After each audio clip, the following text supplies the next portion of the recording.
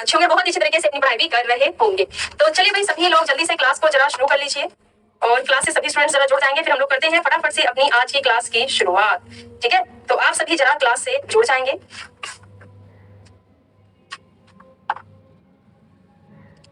आप सभी जरा अपनी क्लास से एक बार जरा जुड़ जाएंगे और क्लास को बाकी स्टूडेंट्स के साथ में शेयर भी कर दीजिएगा। बाकी मैं आप लोगों को पीडीएफ के लिए बता चुकी हूँ कि पीडीएफ के लिए आप लोग टेलीग्राम चैनल को ज्वाइन कर लीजिएगा। आप सभी पीडीएफ के लिए टेलीग्राम चैनल को ज्वाइन कर लीजिएगा, जिसमें कि सोनम मैम एग्जाम्पल नोट्स के नाम से अपना टेलीग्राम चैनल है और वहां पर आपकी डेली पीडीएफ भाई अपनी जाती है। ठीक है, तो करें शुरू। डेली अपनी क्लास में हम लोगों ने अपना कॉन्सेप्ट जो रखा हुआ है उसमें हम लोग डेली के अपने 30 क्वेश्चंस 30 टाइप के हम लोग 30 क्वेश्चंस को यहाँ पर देख रहे हैं। ठीक है, तो इसी को ही आगे हम लोग कंटिन्यू करते हैं। कल मैंने क्वेश्चन एक आप लोगों को होमवर्क के लिए भी दिया था, जिसका जो आंसर है आप में से बहुत ही कम स्टूडेंट्स ने किया था। तो भाई आप लोग क्वेश्चन का आंसर क्यों नहीं करते हो, जो मैं आप लोग को ऑफलाइन कमेंट करके देती हूँ, जो मैं आप लोग को होमवर्क के लिए क्वेश्चन देती हूँ उसका आप लोग आंसर क्यों नहीं करते हो।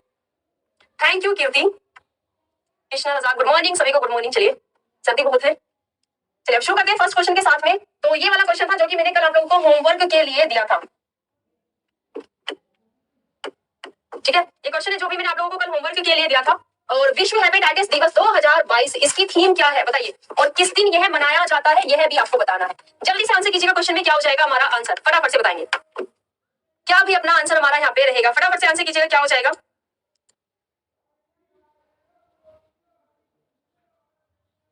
जल्दी से क्वेश्चन में आंसर कीजिएगा। हेलो स्वरूप, 1 दिसंबर को मनाया जाता है। अच्छा,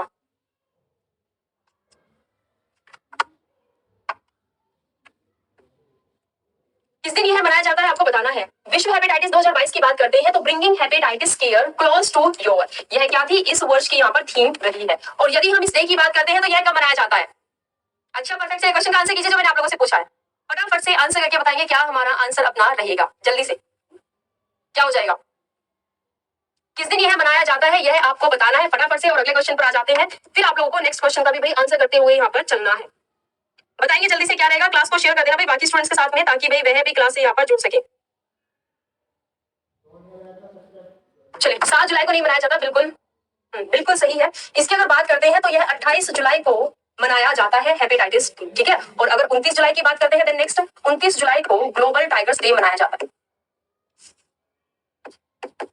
ग्लोबल टाइगर्स डे मनाया जाता है। ठीक है, याद रखिएगा। नेक्स्ट अगले क्वेश्चन पर आ जाते हैं कि निम्नलिखित में से तुगलकाबाद शहर किसने बनवाया था, बताइए क्या आंसर हो जाएगा। तुगलकाबाद शहर की बात करते हैं तो भाई यह किसने बनवाया था यह आप लोगों को बताना है। आंसर कीजिएगा क्या हो जाएगा। चलिए जल्दी से बताइए क्या भी अपना आंसर यहाँ पे हमारा रहेगा, क्या अपना आंसर हमारा यहाँ पे रहेगा बताना है आप लोगों को। चलिए जल्दी से आंसर कीजिएगा क्या हो जाएगा, बताएंगे बिल्कुल क्या हो जाएगा। गियासुद्दीन तुगलक, गियासुद्दीन तुगलक ने तुगलकाबाद जो कि शहर है इसकी स्थापना की थी।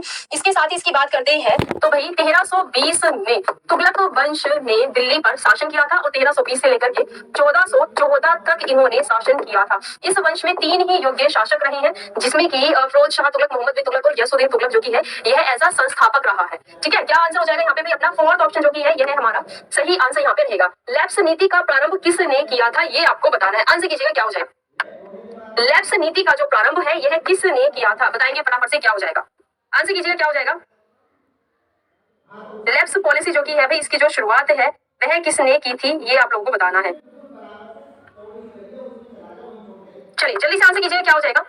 लैप्स नीति की बात करते हैं तो डलहौजी ने, बिल्कुल, जिसे कि डॉक्ट्राइन ऑफ लैप्स भी कहा जाता है, यानी कि हिंदी में इसे राज्य हड़प नीति कहा जाता है। और इस कॉन्सेप्ट को कौन लेकर के आया था, डलहौजी लेकर के आया था राज्य हड़प नीति को, कि किसी भी वंश में अगर उनका आने वाला कोई वंशज नहीं है, यानी कि उनका कोई बेटा या बेटी नहीं है जो कि उसको गति को संभाल सके, तो उन्हें एडॉप्ट करने का यानी गोद लेने का अधिकार इन्होंने नहीं दिया हुआ था। फिर वो जो शासन है वह कंपनी के अधीन ही चला जाया करता था। इसे राज्य हड़प नीति का नाम दिया गया था, जो कि डलहौजी के द्वारा यहाँ पर शुरू की गई थी। इसके साथ ही वेलेस्ली की बात करते हैं तो लॉर्ड वेलेस्ली ने सहायक संधि, यह सहायक संधि का जो कॉन्सेप्ट है यह भारत में लेकर के आया था। इसके साथ ही डलहौजी की बात करते हैं जो कि 2 अच्छी चीजें हैं, जैसे कि भारत में पोस्ट ऑफिस की जो की शुरुआत है वह इसी के ही प्रयासों से की गई थी, डलहौजी के प्रयासों से। इसके साथ ही भारत में सबसे पहली जो की ट्रेन चलाई गई थी जो कि कब 1853 में चलाई गई थी मुंबई से थाने तक, यह भी डलहौजी के प्रयासों से ही शुरू हुई थी। तो कुछ अच्छी चीजें भी हैं जो कि डलहौजी के द्वारा यहाँ पर शुरू की गई थी। नेक्स्ट अगले क्वेश्चन पर आ जाते हैं, आंसर करेंगे कि निम्नलिखित में से किसने भारत रत्न और निशान ए पाकिस्तान दोनों प्राप्त किए हैं, बताएंगे वह कौन सा व्यक्ति है। आंसर कीजिएगा क्या हो जाएगा, फटाफट से शुरू की जी बिल्कुल राजू, ओके बिल्कुल सही है। अगले क्वेश्चन का आंसर करके आपको बताना है क्या भी हमारा आंसर यहाँ पे रहेगा। जल्दी से क्या अपना आंसर हमारा यहाँ पे रहेगा, यह आप लोगों को बताना है। आंसर करेंगे क्या हो जाएगा। चलिए चलिए बात कर लेते हैं यहाँ पे हम लोग इनके बारे में, क्या रहेगा हमारा आंसर।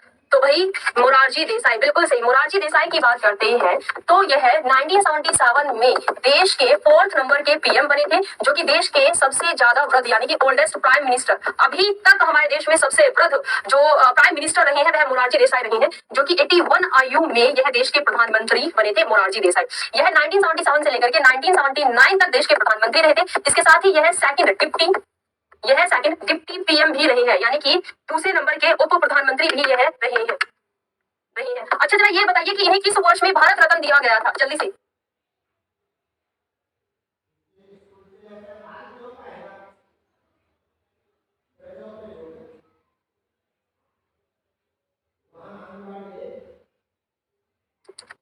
चलिए ठीक है, क्लियर है चीजें यहाँ पर। तो भारत रत्न की बात कर लेते हैं। जब यह 99 ईयर्स के थे, बस एक वर्ष की कमी थी, 1995 में इन्हें भारत रत्न पुरस्कार से सम्मानित किया गया था, और तब यह 99 ईयर्स के थे। इसके साथ ही इन्हें 1990 में निशान ए पाकिस्तान, जो कि पाकिस्तान का सर्वोच्च नागरिक पुरस्कार है, जैसे कि भारत में है ना, हमारे भारत का सर्वोच्च नागरिक पुरस्कार कौन सा है, भारत रत्न है, इसी तरह से पाकिस्तान का जो सर्वोच्च नागरिक पुरस्कार है वह निशान ए पाकिस्तान है, वह इन्हें 1990 में दिया गया था। साथ ही बात याद रखिएगा कि इनकी अगर हम बात करते हैं तो देश के सबसे पहले नॉन कांग्रेसी प्राइम मिनिस्टर भी यह बने थे, जो कि जनता दल पार्टी से यह देश के प्रधानमंत्री यहाँ पर बने थे। देश के सबसे पहले नॉन कांग्रेसी, जो कि कांग्रेस से संबंधित नहीं थे, सबसे पहले प्रधानमंत्री यही बने थे, मोरारजी देसाई। ठीक है, चलिए अगले क्वेश्चन पर आ जाते हैं। नेक्स्ट कि जुलाई 2022 में प्रधानमंत्री नरेंद्र मोदी द्वारा अनावरण किए गए राष्ट्रीय प्रतीक का निर्माण किसने किया। आंसर करेंगे क्या हो जाएगा, चलिए बताइए जरा। जी बिल्कुल, चलिए अगले क्वेश्चन का आंसर करेंगे यहाँ पे, क्या भी हमारा आंसर अपना रहेगा, फटाफट से क्या हो जाएगा। चलिए आंसर करके बताएंगे भाई क्या अपना आंसर हमारा यहाँ पे रहेगा। आंसर कीजिएगा जल्दी से, क्वेश्चन में क्या हो जाएगा हमारा भाई। चलिए बताएंगे क्या अपना आंसर हमारा यहाँ पे रहेगा।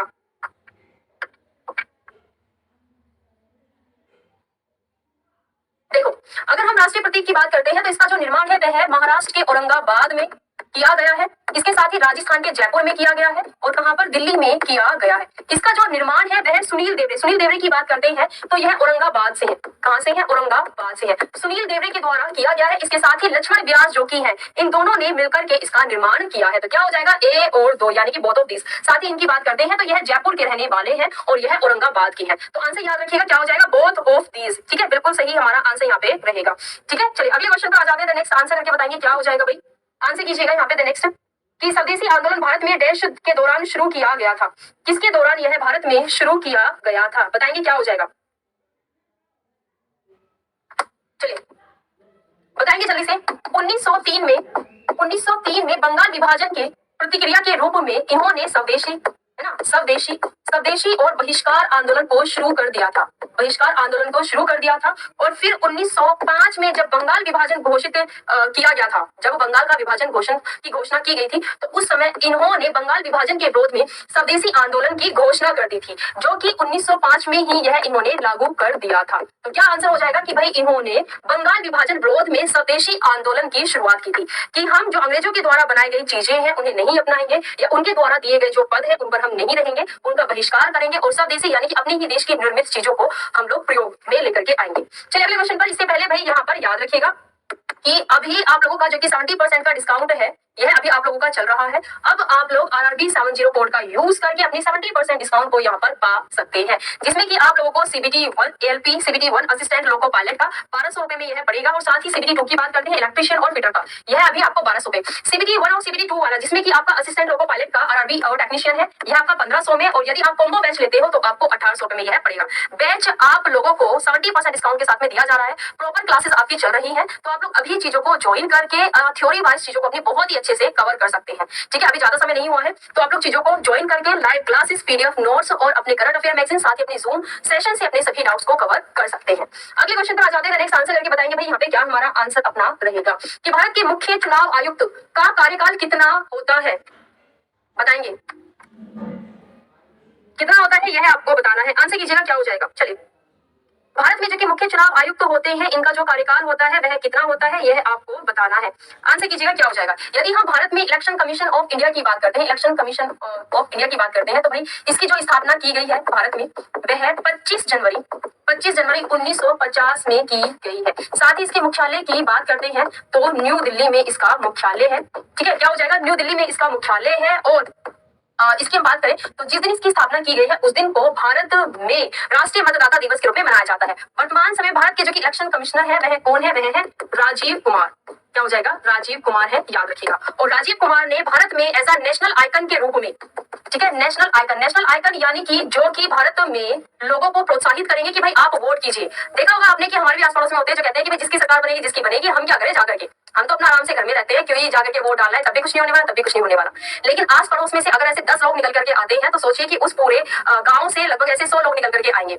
और पूरा अगर डिस्ट्रिक्ट की बात कर ले तो क्या हजारों में संख्या हो जाएगी। और अगर हम स्टेट की ही बात कर ले, राज्य की बात करें तो लगभग लाखों में निकल के आ जाएगी। और यही संख्या है जो वोटों को ऊपर नीचे करते हैं। ठीक है, तो होता है कि लोगों को प्रोत्साहित करने के लिए, मोटिवेट करने के लिए कि वोट डालिए। तो इसके लिए पंकज त्रिपाठी, क्या हो जाएगा, पंकज त्रिपाठी जो कि है इन्हें भाई ब्रांड एम्बेसडर बनाया गया है। और पंकज त्रिपाठी सभी जानते ही होंगे कि वह स्त्री है, कुछ भी कर सकती है। अपने इस डायलॉग से काफी पॉपुलर हुए थे पंकज त्रिपाठी। नेक्स्ट आगे आ जाते हैं। अच्छा, क्वेश्चन का तो आंसर देखने क्या था। भारत के मुख्य चुनाव आयुक्त की बात करते हैं तो इन्हें कितने वर्ष और कितने कार्यकाल के लिए नियुक्त किया जाता है, ये आप लोगों ने नहीं बताया। हाँ, वर्तमान समय की बात करते हैं तो राजीव कुमार है, बिल्कुल सही है। नेक्स्ट अगले क्वेश्चन पर आ जाते हैं। क्या हो जाएगा यहाँ पे, बिल्कुल 6 और 65 वर्ष। ठीक है, जो भी पहले यानी कि पूरा हो, या तो उनकी 65 वर्ष की आयु हो गई है तो वह अपने पद से रिटायर हो जाएंगे, या फिर 6 वर्ष का कार्यकाल वह पूरा करेंगे। चलिए अगले क्वेश्चन पर आ जाते हैं। नेक्स्ट आंसर करके बताएंगे, निम्नलिखित भारतीय राज्यों में से कौन सा भूटान के साथ अपनी सीमा साझा करता है। आंसर करके बताइए क्या हो जाएगा। निम्नलिखित राज्यों में से कौन सा भूटान के साथ में अपनी सीमा को साझा करता है, यह आपको बताना है। फटाफट से आंसर करके बताएंगे क्या हो जाएगा। चलिए बताएंगे भी क्या अपना आंसर हमारे यहाँ पे रहेगा। भूटान की बात कर लेते हैं तो भूटान का जो एरिया है यह लगभग 38,000 किलोमीटर स्क्वायर में फैला हुआ है। लगभग में याद रखना, ठीक है, लगभग। साथ ही इसकी राजधानी की बात कर लेते हैं तो थिम्पू यहाँ की राजधानी है। जोंगखा यहाँ की बोली जाने वाली भाषा है। ठीक है, भूटान की नगल ट्रम यहाँ की करेंसी है। और भूटान की बात करते हैं तो भाई भारत के जो राज्य हैं इनमें से जो पश्चिम बंगाल है यह लगभग 183 किलोमीटर की सीमा इसके साथ में साझा करता है भूटान के साथ में। इसके साथ ही भूटान से साझा करने वाले और राज्यों की बात करें तो सिक्किम राज्य भी इसे अपनी सीमा को साझा करता है, जो कि 32 किलोमीटर की सीमा को साझा करता है। असम की बात करते हैं तो यह 267 यानी कि 267 किलोमीटर की सीमा भूटान से साझा करता है। और अरुणाचल प्रदेश की बात करते हैं तो यह भी इससे सीमा साझा करता है, जो कि 217 किलोमीटर की सीमा इससे साझा करता है। भूटान से भारत के 4 राज्य अपनी सीमा साझा करते हैं। पश्चिम बंगाल हो ही गया, और यहाँ पर सिक्किम, असम और अरुणाचल प्रदेश। त्रिपुरा की बात करते हैं, यह सिर्फ बांग्लादेश से अपनी सीमा साझा करता है। ठीक है, 3 साइड से बांग्लादेश से ही घिरा हुआ है। नागालैंड की बात कर लेते हैं तो म्यांमार से अपनी सीमा साझा करता है। मेघालय की बात करते हैं, यह भी सिर्फ बांग्लादेश से ही अपनी सीमा साझा करता है। ठीक है, याद रखिएगा। क्लियर है चीजें। बाकी पश्चिम बंगाल, सिक्किम और अरुणाचल प्रदेश यह ऐसे राज्य हैं जो कि 3 देशों से अपनी सीमा को साझा करते हैं। चलिए अगले क्वेश्चन पर आ जाते हैं। डायरेक्ट आंसर करके बताएंगे क्या हो जाएगा कि भाई नाथुला दर्रा डैश में है, कहां पर है, बताइए। नाथुला दर्रा, जल्दी से क्वेश्चन का आंसर कीजिए। हम लोग सिर्फ अभी 9th क्वेश्चन पर आए हैं, आप लोग आंसर नहीं कर रहे हैं। और फिर से आप लोगों ने अपने डेली लेट आने का जो रूटीन है वो बना लिया है, आप क्लास में लेट ही आ रहे हो। चलिए आंसर करके बताएंगे क्या हो जाएगा यहाँ पे। यहाँ पर जो ये नाथू है, नाथू का जो अर्थ होता है पता क्या होता है, सुनने वाला कान। सुनने वाला कान इसका अर्थ होता है, सुनने वाला कान इसका अर्थ होता है। और समुद्र तल से इसकी जो ऊंचाई है, समुद्र तल से वह लगभग 4310 मीटर की इसकी ऊंचाई है समुद्र तल से। ठीक है, और इसकी बात करते हैं तो भाई यह कहां पर है, तो यह सिक्किम राज्य में है। ठीक है, क्या हो जाएगा, सिक्किम राज्य में। ठीक है, प्रेजेंट टाइम में इसे सील किया हुआ है। जब 1962 का युद्ध हुआ था ना भारत और चीन के बीच में, तब उस समय इसे सील कर दिया गया था नाथुला दर्रे को। ठीक है, चलिए अगले क्वेश्चन पर आ जाते हैं। यहाँ पर नेक्स्ट कि भाई प्रिवी पर्स जो कि राजभंता को किस संशोधन द्वारा समाप्त कर दिया गया था, यह आपको बताना है। आंसर करेंगे क्या हो जाएगा। चलिए जल्दी से बताएंगे क्वेश्चन में आपका आंसर जो कि है वह भाई हमारा क्या यहाँ पर रहेगा। इसे किस संशोधन के द्वारा समाप्त कर दिया गया था, बताएंगे। आंसर करेंगे क्या हो जाएगा।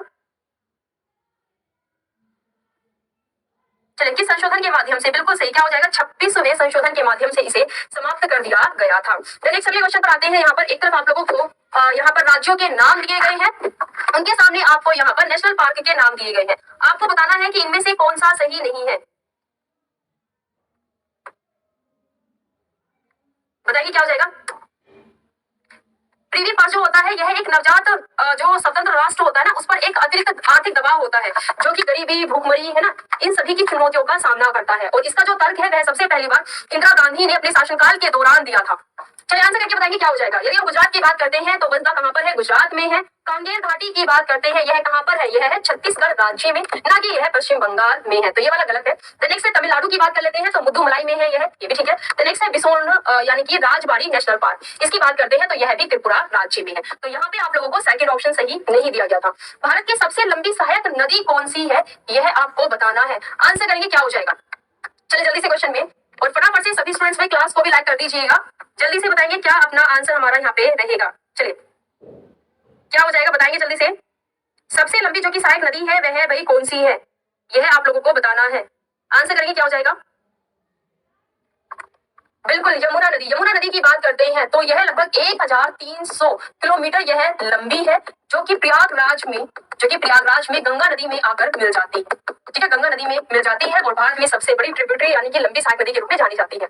जो कि चंबल नदी है यह यमुना की ही सहायक नदी है। इंद्रावती की बात करते हैं तो यह गोदावरी नदी की सहायक नदी है। और सतलुज नदी की बात करते हैं तो ब्यास नदी इसमें मिलती है। उसके बाद यह है जो कि पंजाब पाकिस्तान का जो प्रांत है, यहाँ पर जाकर के यह सिंधु नदी में मिल जाती है, सिंधु नदी में मिल जाती है। ठीक है, याद रखिएगा। सबसे बड़ी सहायक नदी की बात करेंगे तो क्या हो जाएगा, यह है यमुना नदी। अगले क्वेश्चन पर आ जाते हैं। बताएंगे कि इजराइल के सबसे लंबे समय तक सेवा करने वाले प्रधानमंत्री कौन है, ये आपको बताना है। आंसर कीजिएगा। हाल ही में इजराइल के नए प्रधानमंत्री के तौर पर भाई यहाँ पर नियुक्त किए गए हैं। आपको आंसर करके बताना है कि यह है कौन है, longest serving prime minister of Israel. जल्दी से बताएंगे क्या हो जाएगा। चलिए फटाफट से आंसर करके बताएंगे भाई क्या अपना आंसर है। इसके साथ ही यदि हम इजराइल की बात कर लेते हैं तो निश्चित यहाँ की संसद का नाम है, ये संसद का नाम है, यहाँ की संसद का नाम है। ठीक है, और येरूशलम यहाँ पर राजधानी है। शेकेल यहाँ पर करेंसी चलती है इजराइल देश में। ठीक है, इसाक हर्जोग जो कि है यह राष्ट्रपति है, वर्तमान समय में यह राष्ट्रपति है कहाँ के, इजराइल देश के। चलिए किसी का आंसर डी ऑप्शन भी आ रहा था।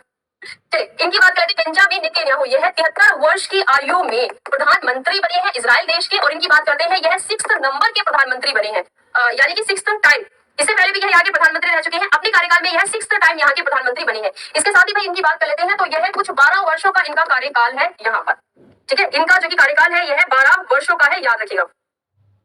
ठीक है, चलिए सॉरी ये 6th नंबर के बने हैं, 6th नंबर के। ठीक है, 6th नंबर के बने हैं, ये याद रखिएगा। इनकी बात करते हैं तो यह 1996 से लेकर के 1999 तक यहाँ के प्रधानमंत्री रहे हैं। इसके बाद यह है इसके बाद यह 2009 में बने थे, फिर यह 2021 तक रहे थे। ठीक है, याद रखिएगा 6th नंबर के यहाँ पर बनी है। नेक्स्ट है who is the real name of footballer Pele, बताइए। हाल ही में इनका निधन हो गया है फुटबॉलर पेले का। आपको बताना है कि जो कि इनका रियल नेम है वह क्या है। आंसर कीजिएगा। इनकी बात करते हैं तो भाई ब्राजील देश के रहने वाले हैं और अपने जिस समय यह यानी कि ब्राजील की फुटबॉल टीम का हिस्सा रहे हैं। इन्होंने अपने कार्यकाल के दौरान 3 बार फीफा वर्ल्ड कप जिताया है, 3 बार फीफा वर्ल्ड कप इन्होंने जिताया है अपनी टीम को। और अगर मैं फीफा वर्ल्ड कप की बात करूं ना मेंस की, तो सबसे ज्यादा ब्राजील देश ने ही जीता हुआ है। ब्राजील ने 5 बार जीता हुआ है और 3 बार इनके साथ में ही फुटबॉलर पेले जो कि है इनके साथ में ही जीता है, जो कि 1958, 1962 एंड 1970, ये 3 वर्ष में फीफा वर्ल्ड कप इन्होंने जीता है। चलिए आंसर करके बताएंगे क्या इनका रियल नेम है, यह आपको बताना है। जी बिल्कुल, नाम बताओ इनका रियल नेम क्या है। बिल्कुल, इनकी बात करते हैं तो इनका जो कि रियल नेम है वह क्या है। आंसर करके जरा बताएंगे यहाँ पे क्या हो जाएगा। चलिए इनके रियल नेम की बात करते हैं तो एडनसन रांतेस डू नेसीमेट इनका रियल नेम है, जो कि डी ऑप्शन में आपको दिया गया है। क्या आंसर हो जाएगा, डी ऑप्शन अपना सही आंसर यहाँ पे हमारा रहेगा। इन्होंने अपने देश के लिए 92 मैचेस खेले हैं, जिसमें कि इन्होंने 77 गोल जो कि है यह बनाए हैं। और अपने कैरियर के दौरान इन्होंने टोटल 1283 गोल बनाए हैं अपने पूरे कैरियर के दौरान। ठीक है, अगले क्वेश्चन पर आ जाते हैं नेक्स्ट हम लोग कि भाई कार्यवाहक केंद्रीय सतर्कता आयुक्त के रूप में किसे नियुक्त किया गया है। आंसर करके बताएंगे क्या हो जाएगा। तुक्का सही था, अच्छा। रियल नेम याद रखना, क्योंकि भाई इन्होंने अपनी 21 वर्ष की आयु से ही यह खेलने लगे थे। बल्कि वो कहते हैं कुछ चीजें विरासत में मिलती है, तो इनके फादर भी फुटबॉलर थे और अपने पिता से थोड़ा सा होता है ना कि घर में जो काम होता है वो जरूरी आता है, हमें भी, हम करें या ना करें लेकिन आती तो है ना चीजें, मतलब पता तो होता है ना उन चीजों के बारे में, घर में बात होती है, देखते हैं। तो पहले यह है अपना जैसे स्कूल के लिए खेलना, फिर स्टेट लेवल पर, और फिर वहां से ही होता है ना जोहरी को परख हो जाती है हीरे की, और फिर यह देश के लिए खेलने लगे थे। चलिए अगले क्वेश्चन का आंसर करेंगे यहाँ पे, क्या भी अपना आंसर हमारा यहाँ पे रहेगा। कौन यहाँ पर नियुक्त हुए हैं यह आप लोगों को बताना है, सेंट्रल रिलीगेशन कमीशन के। चलिए आंसर करेंगे क्या हो जाएगा। बिल्कुल सही, सुरेश एंड पटेल की जगह पर नियुक्त हुए हैं प्रवीण कुमार श्रीवास्तव। क्या हो जाएगा? यहाँ पर प्रवीण कुमार श्रीवास्तव, यह सुरेश एन पटेल की जगह पर नियुक्त हुए हैं। इनसे पहले सुरेश एन पटेल थे, ठीक है। इसके साथ ही यदि हम सीबीसी की बात करते हैं तो यहाँ का जो कार्यकाल होता है वो कितना होता है, कोई बताएगा? कार्यकाल या फिर उम्र, यानी कि कितनी उम्र में यह रिटायर हो जाते हैं? तो 65 वर्ष की आयु में यह रिटायर हो जाते हैं। लेकिन कितने वर्षों के लिए यह नियुक्त किए जाते हैं? तो भाई यह 4 वर्षों के लिए नियुक्त किए जाते हैं, ठीक है, याद रखिएगा। अगले क्वेश्चन पर आ जाते हैं कि 9वें अटल सम्मान समारोह के दौरान प्रतिष्ठित अटल सम्मान पुरस्कार से किसे सम्मानित किया गया? आंसर कीजिए जल्दी से, क्या हो जाएगा? यह हाल ही की चीजें हैं जो कि आप लोगों ने पढ़ी होंगी।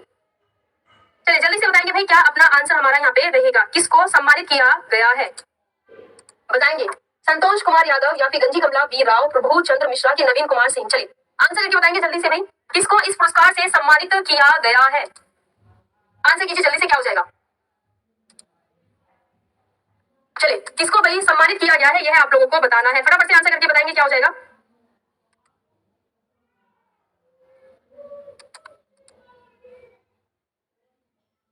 चलिए जल्दी से आंसर करके बताएंगे भाई, क्या अपना आंसर यहाँ पे हमारा रहेगा? फटाफट से। प्रभु, बिल्कुल सही, प्रभु चंद्र मिश्रा को दिया गया है, ठीक है। तुक्का मार रहे हो आप लोग। आप लोग करंट की चीजें पढ़ते नहीं हो, करंट अफेयर पढ़ नहीं रहे हो आप लोग। थर्ड ऑप्शन यहाँ पे आंसर होगा हमारा, ठीक है। चलिए अगले क्वेश्चन पर आ जाते हैं। 11 दिनों तक चलने वाले धनु यात्रा उत्सव की शुरुआत किस राज्य में हुई है, ये आपको बताना, जो कि अभी हाल ही में शुरू हुआ है। आंसर करेंगे, क्या हो जाएगा? हाय प्रभु। चलिए अटल जी प्रभु का बहुत नाम लेते थे, प्रभु, तो ऐसे करके रेड करके याद कर सकते हैं। चलिए जल्दी से आंसर करके बताएंगे, क्या भी अपना आंसर हमारा यहाँ पे रहेगा धनु यात्रा महोत्सव के बारे में? आंसर कीजिएगा, क्या हो जाएगा? बताएंगे जल्दी से, क्या अपना भाई यहाँ पर हमारा आंसर रहेगा अपना? चलिए बिल्कुल सही। इसकी अगर बात करते हैं तो कहाँ पर इसका आयोजन चलता है? तो उड़ीसा राज्य में, ठीक है। क्या हो जाएगा? धनु यात्रा की रथ यात्रा, है ना, यह सभी कहाँ पर आपके आयोजित किए जाते हैं? उड़ीसा राज्य में आयोजित किए जाते हैं। नेक्स्ट है कि न्यू जलपाईगुड़ी रेलवे स्टेशन किस राज्य में स्थित है? हाल ही में यह चर्चाओं में रहा है। पहले आप लोग इसका आंसर कीजिए, बताइए जरा। हाल ही में यह चर्चाओं में रहा है और यह कहाँ पर है? आपने अगर पढ़ा हो कि वंदे भारत एक्सप्रेस, वंदे भारत एक्सप्रेस के बारे में, वंदे भारत एक्सप्रेस को यहाँ पर अभी चलाया गया था, जो कि इसे हावड़ा से न्यू जलपाईगुड़ी रेलवे स्टेशन तक चलाया गया है, ठीक है। और कहां पर? पश्चिम बंगाल में चलाया गया है। तो आंसर क्या हो जाएगा? पश्चिम बंगाल यहाँ पे बिल्कुल सही आंसर हमारा रहेगा। यह 564 किलोमीटर की जो की दूरी है वह लगभग 7.5 घंटे के आसपास यह कवर करेगा। ये जो दूरी है वंदे भारत एक्सप्रेस इसके बीच की, जो कि लगभग 564 किलोमीटर की दूरी है, यह 5 घंटे में लगभग ये आपका बन जाता है 7.25 घंटे। तो 7.25 घंटे में यहाँ पर कवर करेगा, 7.5 से ज्यादा। नेक्स्ट है कि किस राज्य ने भारत की पहली नीलगिरी तहर परियोजना को शुरू किया है? बताएंगे आंसर करके, क्या हो जाएगा? जल्दी से, किस राज्य ने इस परियोजना को भाई यहाँ पर शुरू किया है? आंसर कीजिएगा, क्या हो जाएगा? बताएंगे। इस परियोजना को जो कि शुरू किया गया है वह यहाँ के एनिमल्स जो कि हैं, जानवर हैं, तो उनकी सुरक्षा के लिए इसे शुरू किया गया है, जिसके लिए 25 लगभग 25.14 करोड़ रुपए का बजट भी बनाया गया है, ठीक है। और यह तमिलनाडु राज्य में, नीलगिरी की बात करते हैं तो यह आपका केरल, तमिलनाडु और कर्नाटक राज्यों के क्षेत्रों में यह फैला हुआ है। और यहाँ पर विभिन्न विभिन्न प्रकार की प्रजातियां पाई जाती हैं पशु पक्षियों की, तो उनकी सुरक्षा के लिए, एनिमल्स की सुरक्षा के लिए जो इन्होंने मतलब प्रोजेक्ट जो चलाया है नीलगिरी तहर प्रोजेक्ट, इसके लिए इतने करोड़ रुपए का बजट भी बनाया है तमिलनाडु राज्य ने। तो आंसर याद रखिएगा, यहाँ पर क्या हो जाएगा? तमिलनाडु राज्य। और इन्होंने कुछ 5 वर्षों का टारगेट रखा है, जो कि भाई इन्होंने 2022 से 2027 तक का टारगेट बनाया है अपना। चलिए अगले क्वेश्चन पर आ जाते हैं। बाकी नीलगिरी की जो पहाड़ियां हैं, यहाँ पर एनिमल्स के लिए सबसे पहला प्रोजेक्ट है जो कि उनकी सुरक्षा के लिए किसी राज्य ने प्रोजेक्ट शुरू किया है, ठीक है। चलिए अगले क्वेश्चन पर आ जाते हैं, आंसर करके बताएंगे। राष्ट्रीय किसान दिवस किस नेता की जयंती के उपलक्ष्य में मनाया जाता है? ये आपको याद होगा क्योंकि ये रिपीट होता रहता है ना। यदि हम इसकी बात करते हैं तो चौधरी चरण सिंह की बर्थ एनिवर्सरी पर भाई यह मनाया जाता है, जो कि कब? 23 दिसंबर। क्या हो जाएगा? 23 दिसंबर को। तो क्या आंसर हो जाएगा यहाँ पे आपका? C option. और इनकी बर्थ एनिवर्सरी कब होती है? 25 दिसंबर को होती है। 25 दिसंबर को भारत में सुशासन दिवस के रूप में मनाया जाता है। क्या हो जाएगा? सुशासन दिवस के रूप में मनाया जाता है। अटल बिहारी वाजपेयी जी के जो कि जन्म दिवस होता है इसको। और चाचा जी के जन्म दिवस को किस रूप में मनाया जाता है? चाचा जी का जन्म दिवस, हाँ, 14 नवंबर किस रूप में मनाया जाता है? राष्ट्रीय बाल दिवस के रूप में मनाया जाता है। राष्ट्रीय बाल दिवस के रूप में मनाया जाता है, ठीक है, याद रखिएगा। अगले क्वेश्चन पर आ जाते हैं। परफेक्ट, बहुत बढ़िया। चलिए भाई अगले क्वेश्चन का आंसर कीजिए यहाँ पे कि मौद्रिक नीति की रूपरेखा डैश द्वारा बनाई गई। चलिए इकोनॉमिक्स का क्वेश्चन आंसर करेंगे। मैंने नए क्वेश्चंस भी रखे हैं क्लास में, आपको दिखाई ना। वैसे कल के मैंने कमेंट्स पढ़े तो सबके लिए क्लास बढ़िया जा रही है। चलिए तो आज के भी क्वेश्चंस कैसे हैं? हाँ बिल्कुल, तीन चार बार ही, पता नहीं कितनी बार शादी हो गई। चलिए आंसर करिए जल्दी से, क्या हो जाएगा? बताएंगे फटाफट से, क्या भी अपना आंसर हमारा यहाँ पे रहेगा? क्वेश्चन में भी आंसर करके आपको बताना है क्या हमारा आंसर यहाँ पे अपना जाएगा। चलिए बताएंगे भाई कौन बनाता है मौद्रिक नीति। मौद्रिक नीति की बात करते हैं तो सीधा सीधा याद रखना कि यह है RBI, reserve bank of India बनाता है। ये सीधा क्वेश्चन पूछा जाता है मौद्रिक नीति के ऊपर, और सच में डायरेक्ट क्वेश्चन आता है ये, और एसएससी भी बहुत बार रिपीट करती है। सीधा इसका आंसर याद रखना, बाकी कुछ ज्यादा रिपीट जाने की जरूरत नहीं है। ये क्या हो जाएगा, आरबीआई। कौन बनाता है इसे, जो फंड करता है वह RBI, reserve bank of India करता है। और इसकी रूपरेखा जब आरबीआई के लिए एक्ट आया था 1934 में, तो इसकी मौद्रिक नीति की आरबीआई के एक्ट में ही रूपरेखा आई थी। ठीक है, क्या हो जाएगा आरबीआई। बाकी वर्तमान सबसे बात करते हैं, शक्तिकांत दास अभी तक यहाँ के गवर्नर बने हुए हैं, और अच्छी बात है, हमें नाम में डिफरेंस नहीं करना पड़ा, हमको एक ही याद है। तो क्या हो जाएगा, 25 नंबर के यह है। बाकी भाई आरबीआई की 1 अप्रैल 1935 में स्थापना की गई थी, और मुख्यालय की बात करेंगे तो स्टार्टिंग में इसका मुख्यालय कोलकाता में बनाया गया था, लेकिन 1937 में ट्रांसफर करके मुंबई में कर दिया गया था, और वर्तमान समय में मुंबई में इसका मुख्यालय है। साथ ही भाई अपने क्लास आपकी यूट्यूब पर बहुत ही शानदार तरीके से चल रही है, आप देख रहे हैं, और इससे भी ज्यादा शानदार तरीके से थ्योरी वाइज आपके बेस को क्लियर करने के लिए अपनी जो क्लासेस है वह एप्लीकेशन पर चल रही है। आप लोग अभी भी अपने भाई RRB 70 कोड का यूज करके 70% डिस्काउंट के साथ में अपने कोर्स को ले सकते हो। इसे आप लोग अपने ग्रुप में भी शेयर कीजिएगा, ताकि बाकी स्टूडेंट्स जो की है वह भी इसको देख सकें, और वो कहते हैं कि चीजों का फायदा उठाना, तो चीजें आपको मिल रही है, प्रॉपर समय पर इसका फायदा उठाइए, और बैच को ज्वाइन करके एक स्टार्टिंग से अपनी पढ़ाई को कंटिन्यू कीजिएगा। चलिए अगले क्वेश्चन पर आ जाते हैं। भारतीय उपग्रह प्रक्षेपण केंद्र सतीश धवन अंतरिक्ष केंद्र किस राज्य में स्थित है, बताएंगे, आंसर कीजिएगा। इसकी बात करते हैं तो भाई यह पुलकट या पुलकित नदी के झील के पास में यह स्थित है, और इसकी बात करते हैं भारत की दूसरे नंबर की खारे पानी की झील है यह। ठीक है, दूसरे नंबर की खारे पानी की झील है, जो कि तमिलनाडु एंड आंध्र प्रदेश से अपना एरिया शेयर करती है, और इसकी बात करते हैं तो क्या हो जाएगा आपका आंध्र प्रदेश राज्य। ठीक है, यह प्रक्षेपण केंद्र है, यानी कि जहां से कि सैटेलाइट्स को लॉन्च किया जाता है, जहां से सैटेलाइट्स को लॉन्च किया जाता है, इसकी स्थिति है। और इसकी अगर हम बात करते हैं तो इसकी जो स्थापना है वह 1971 में की गई थी, 1971 में, सतीश धवन अंतरिक्ष केंद्र की। ठीक है, इसे श्रीहरिकोटा रेंज के नाम से भी जाना जाता है। श्रीहरिकोटा, इसे श्रीहरिकोटा रेंज के नाम से भी जाना जाता है। क्यों? क्योंकि यह आंध्र प्रदेश का जो कि श्रीहरिकोटा द्वीप है, यह वहां पर स्थित है, इसलिए इसे श्रीहरिकोटा रेंज के नाम से भी जाना जाता है। शिवाजी के शासनकाल में विदेश मंत्री को किस नाम से जाना जाता था, बताइए। नाम के ऊपर पूछा गया क्वेश्चन, जल्दी से आंसर करके बताइए क्या आंसर रहेगा यहाँ पे हमारा, बताइए। शिवाजी के प्रशासन की बात करते हैं तो इनके जो मंत्री परिषद थे, इसे अष्टप्रधान कहा जाता था। क्या कहा जाता था? अष्टप्रधान इन्हें कहा जाता था। अष्टप्रधान, जो कि 8 मुख्य अपने क्षेत्रों में 8 मुख्य मंत्री इनके प्रशासन में हुआ करते थे, और इनके यहाँ पर जो विदेश मंत्री हुआ करते थे उन्हें जाना जाता था सुमंत के नाम से। क्या हो जाएगा? सुमंत के नाम से जाना जाया करता था। ठीक है, चलिए अगले क्वेश्चन पर आ जाते हैं। नेक्स्ट यहाँ पर आंसर करके बताइए क्या हो जाएगा। चलिए नेक्स्ट है कि भारत में झीलों के संबंध में निम्नलिखित युग्मों पर विचार कीजिए। एक तरफ आप लोगों को यहाँ पर झीलों का नाम, उनके सामने राज्यों का नाम दिया गया है, और फिर आपको बताना है कि भाई कौन से कथन है जो कि सही तरीके से मेल खाते हैं। फटाफट से, ऐसे क्वेश्चन होते तो आसान है, लेकिन ये आपका टाइम खा जाते हैं। आपको देख करके लगेगा पेपर कितना आसान है, लेकिन आपको ये नहीं पता ये आपका समय खा जाते हैं, समय खर्च करते हैं ये। चलिए कोलेरू झील की बात करते हैं कर्नाटक, वेमनाथ झील की बात करते हैं केरल, और पुलिकट झील की बात करते हैं तो आंध्र प्रदेश। यहाँ पे आपको ए वाला सही नहीं दिया गया है, क्योंकि कोलेरू झील की बात करते हैं तो कोलेरू झील भाई कहाँ पर है? कोलेरू झील आपकी आंध्र प्रदेश में ही तो है, आंध्र प्रदेश में। बाकी इसके बारे में मैंने बताया था, आंध्र प्रदेश के साथ में तमिलनाडु से भी अपनी सीमा को साझा करती है। ऑप्शन में दोनों में से एक ही आपको मिलेगा, तो यहाँ पे आप लोगों को क्या दूसरा और तीसरा आपको सही दिया गया है। चलिए नेक्स्ट है कि भाई निम्नलिखित में से कौन समवर्ती सूची का विषय है, आंसर कीजिए क्या हो जाएगा। इनमें से कौन सा समवर्ती सूची का विषय है, यह आपको बताना है। आंसर करेंगे क्या हो जाएगा। चलिए समवर्ती सूची, जल्दी से आंसर करके बताइए क्या हो जाएगा। चलिए आंसर करके बताइए क्या भी अपना आंसर यहाँ पे हमारा रहेगा। देखो समवर्ती सूची जो होती है, इसमें राज्य और जो कि केंद्र होता है, दोनों ही मिलकर के इन विषयों पर कानून बना सकते हैं। समवर्ती सूची में जो कि विषय दिए गए हैं, वर्तमान समय में इसमें 47 विषय हैं।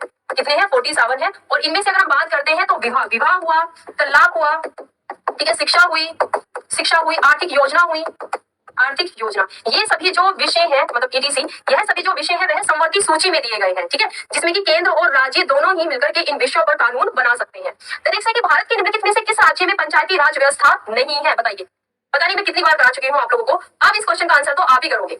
मुझे ये बताइए कि कितने राज्य हैं जहां पर की पंचायती राज व्यवस्था नहीं है, और साथ ही वह कौन सा केंद्र शासित प्रदेश है जहां पर पंचायती राज व्यवस्था नहीं है। आंसर करिए आप लोग, मैं आपके आंसर का वेट करूंगी, क्योंकि भाई मैंने जब पहले भी आप लोगों को कराया था तभी भी आपसे मैंने कहा था कि इस क्वेश्चन को अच्छे से याद कर लो। बताएंगे?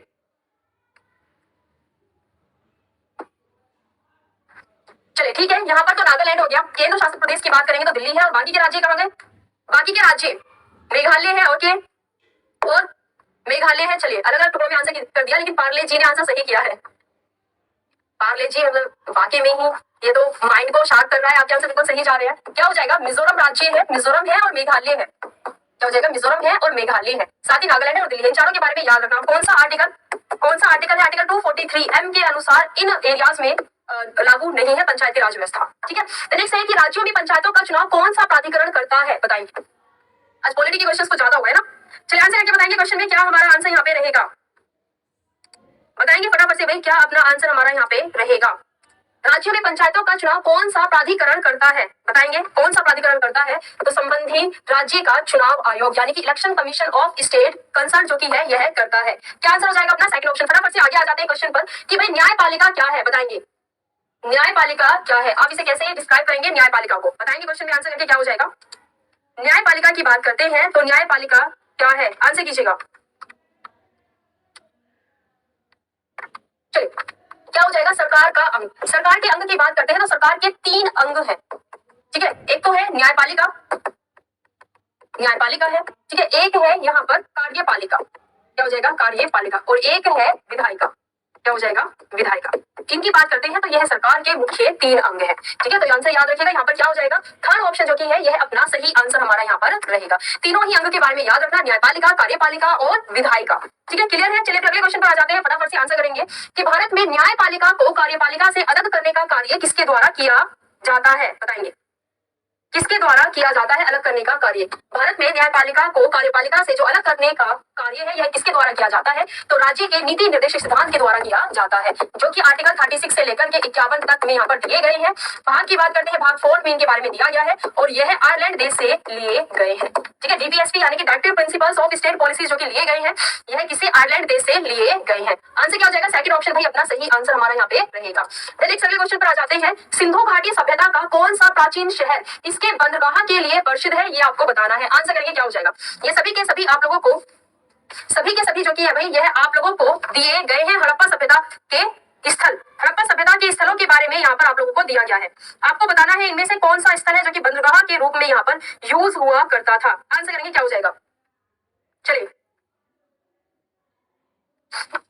लोथल, बिल्कुल सही। इसमें अगर बात करते हैं तो क्या हो जाएगा लोथल। धोलावीरा की बात करते हैं कहां पर है, गुजरात में है। ठीक है, लोथल की बात करते हैं कहां पर, गुजरात में है। अच्छा ये बताओ चरमोत्रो कहां पर है, बताइए चरमोत्रो कहां पर है। मोहनजोदड़ो की बात करते हैं, कल ही मैंने आप लोगों को बताया था कि इसका जो एरिया है यह भारत से बाहर है यानी कि पाकिस्तान और अफगानिस्तान में है। इसके साथ ही लोथल की बात कर लेते हैं तो यह उस समय भी लोग जो हड़प्पा सभ्यता के लोग थे वह भी देशों से आयात निर्यात किया करते थे और इसकी जानकारी जो कि गुजरात का ये लोथल पोर्ट है यहाँ पर छपी हुई जमीन पर जो करेंसियों के निशान थे उनसे पता चला है कि भाई किनारे पर क्या पैसे थोड़ा बना रहे होंगे बैठ करके, अब कोस्ट है लेन देन के लिए भी यहाँ पर यूज किया करते थे। बाकी धोलावीरा की बात करते हैं तो यह भारत की 40वीं विश्व धरोहर स्थल के रूप में भी घोषित किया जा चुका है। हड़प्पा सभ्यता का ही एक स्थल है। और चरमोत्रो की बात करते हैं तो कहां पर है, भारत से बाहर, यह पाकिस्तान में, पाकिस्तान के सिंध प्रांत में, पाकिस्तान के सिंध प्रांत में। ठीक है, याद रखिएगा। नेक्स्ट भाई अगले क्वेश्चन पर आ जाते हैं, यहाँ पर आंसर कीजिएगा और ये क्वेश्चन भी मैं आज आप लोगों को होमवर्क के लिए दूंगी।